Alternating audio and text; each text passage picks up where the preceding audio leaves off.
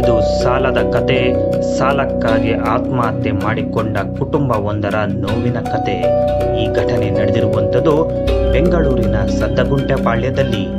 ತನ್ನ 14 ವರ್ಷದ ಪುತ್ರ ಮೋನಿಷ್ಗೆ ವಿಷ ಉಣಿಸಿ ತಾನು ಆತ್ಮಹತ್ಯೆ ಮಾಡಿಕೊಂಡಿದ್ದಾಳೆ ತಾಯಿ ಸುಧಾ.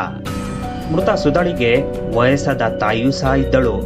ಮನೆಗೆಲಸ ಮಾಡಿಕೊಂಡು ಇಬ್ಬರನ್ನು ನೋಡಿಕೊಳ್ಳುತ್ತಿದ್ದಳು. 3 ತಿಂಗಳ ಹಿಂದೆ ಬಿರಿಯಾನಿ ಅಂಗಡಿಯೊಂದನ್ನ ಸುಧಾ ಬಾಡಿಗೆಗೆ ನೀಡಿದ್ದಳು. ಆತ 3 ತಿಂಗಳಿಂದ ಯಾವುದೇ ಬಾಡಿಗೆ ಹಣ ನೀಡಿರಲಿಲ್ಲ. ಈ ಮಧ್ಯೆ ಸುಧಾಳಿಗೆ ಸಾಲಗಾರರ ಕಾಟ ಹೆಚ್ಚಾಗಿತ್ತು. ಪದೇ ಪದೇ ಮನೆಯ ಬಳಿ ಬಂದು ಸಾಲಗಾರರು ಹಣ ನೀಡುವಂತೆ ಒತ್ತಾಯಿಸುತ್ತಿದ್ರು. ಇದರಿಂದ ಮನನೊಂದ ಸುಧಾ ತನ್ನ ಮಗನ ಜೊತೆ ಆತ್ಮಹತ್ಯೆ ಮಾಡಿಕೊಂಡಿದ್ದಾಳೆ. ಇಬ್ಬರ ಸಾವನ್ನು ಕಂಡಂತ ಸುಧಾ ತಾಯಿಗೂ ಹೃದಯಘಾತವಾಗಿ ಆಕೆಯು ಉಸಿರು ತಳ್ಳಿದ್ದಾಳೆ.